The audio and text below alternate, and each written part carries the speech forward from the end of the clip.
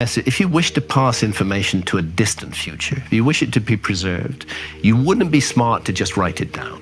How can we know that our script is going to be readable by any other culture? Let's say 10,000 years in the future. Will anybody be able to read the English language? Who knows? I have no idea. It's fragile. An example I often give is the Indus Valley Civilization in Pakistan and India. The Indus Valley Civilization, nobody actually knew that it existed until it was accidentally discovered while a railway was being built through a site now called Mohenjo-Daro in Pakistan. And then they found that there were these actually very sophisticated, very complex mud brick structures on a very large scale. Then they began to look at it. Then they found that this culture had a language, a fully developed written script.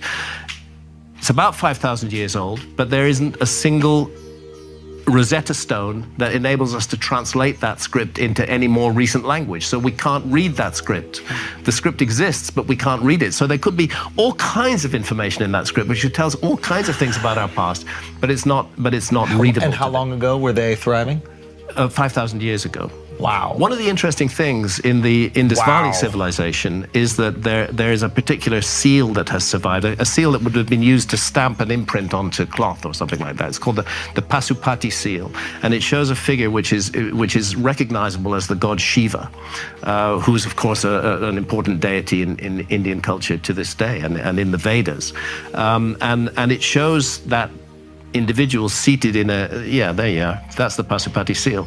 Well, what you'll see is that underneath it, the way his feet are organized is that his heels are pointed forwards.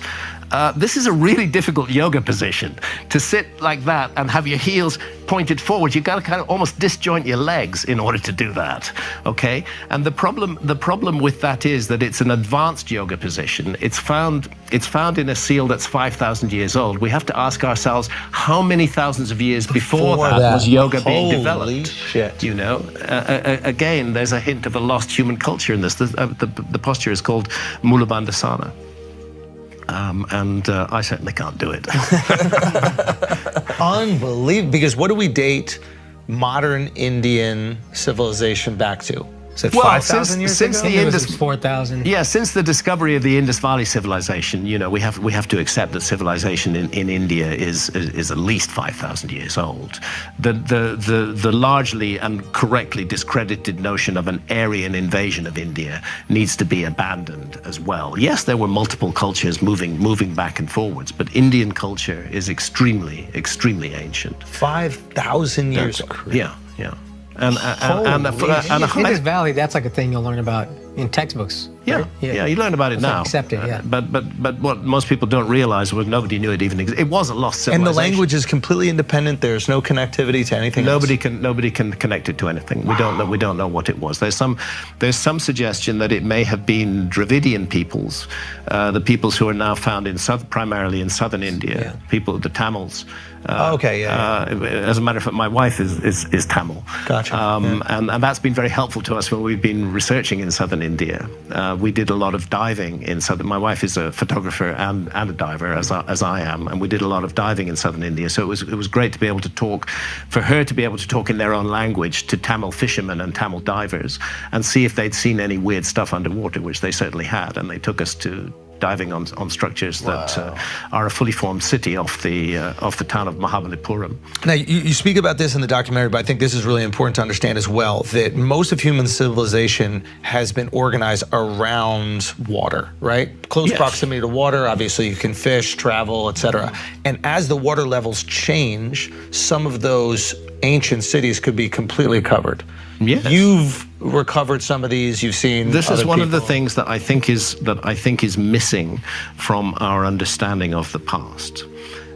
It amused me, but also irritated me that in that open letter to Netflix, the Society for American Archaeologists claimed that they could absolutely for certain be sure that there was no lost civilization during the Ice Age. They knew, it was a fact, and if there had been any civilization, they would have found it, and they would have published it. Right.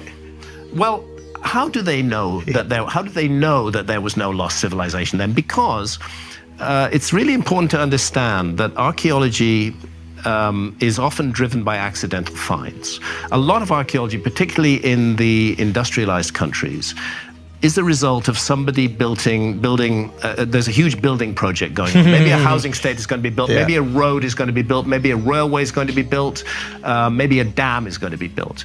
And then let's call in the archaeologists to make sure that we're not going to wreck any ancient archaeology while we're doing this. And that's a lot of archaeological discoveries are made as a result of that, rather than of targeted inquiries. The second issue with ruling out completely the possibility of a lost civilization is that archaeology sets itself up as the sole arbiter as to what is and what is not evidence. So I and my colleagues argue that we should consider the possibility of a much older Great Sphinx, as we've just been discussing.